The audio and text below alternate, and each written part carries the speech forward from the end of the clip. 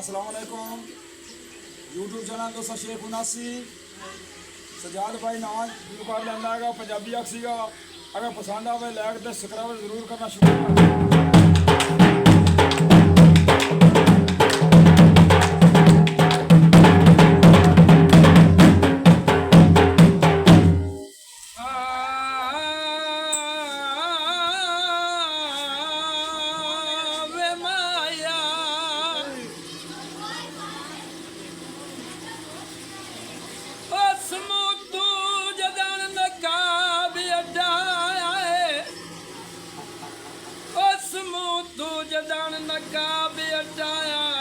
सने अंगलियो ठुटकी गए जना पैक तू बात कदी ना पीती हर के साविच बदल पी